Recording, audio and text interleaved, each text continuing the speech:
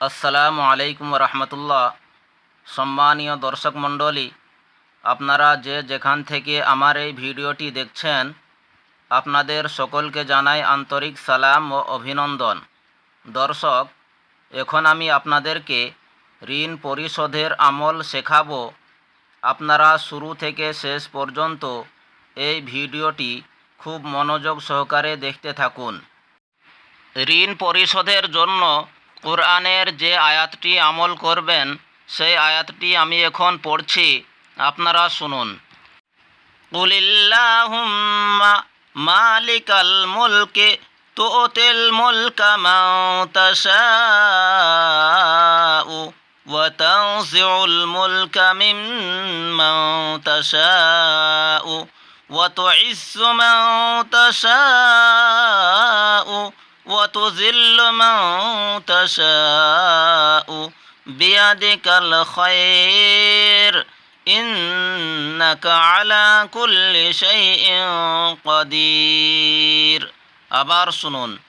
قل اللهم مالك الملك تؤتي الملك من تشاء وتنزع الملك ممن تشاء وتعز من تشاء وتذل من تشاء بيدك الخير إنك على كل شيء قدير। قل اللهم مالك الملك تؤتي الملك من تشاء وتنزع الملك ممن تشاء وتعز من تشاء وتذل من تشاء بيدك الخير إنك على كل شيء قدير।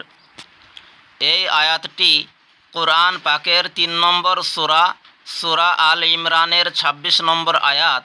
এই আয়াতের বৈশিষ্ট্য হল, উপরোক্ত আয়াতটি সকাল সন্ধ্যা 7 বার করে পাঠ করলে আল্লাহ তাআলা সহজেই ঋণ পরিশোধের ব্যবস্থা করে দিবেন।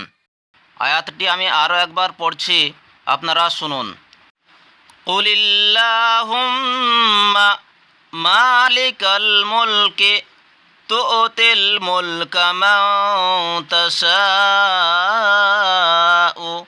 وتنزع الملك ممن تشاء وتعز من تشاء وتذل من تشاء بيدك الخير إنك على كل شيء قدير। দর্শক মণ্ডলী, আরও বিভিন্ন ধরনের দোয়া, ইলমে আদব, ইলমে সরফ ও ইলমে নাহুর ভিডিও পেতে আপনারা আমার অনলাইন এডুকেশন MSD চ্যানেলটিকে সাবস্ক্রাইব করুন এবং লাইক, কমেন্ট ও শেয়ার করতে ভুলবেন না। তাহলে যখনই আমি নতুন নতুন ভিডিও আপলোড করব, সেই ভিডিওগুলি সরাসরি পৌঁছে যাবে আপনাদের কাছে। আপনারা কোনো দোয়ার ভিডিও পেতে চাইলে তা কমেন্টে লিখে জানান, ইনশাআল্লাহ সেই ভিডিও আপলোড করার চেষ্টা করব। যারা ঋণ থেকে মুক্তি পেতে চান, তারা এই ঋণ পরিশোধের আমল বা ঋণ মুক্তির আমলের ভিডিওটি অবশ্যই দেখুন।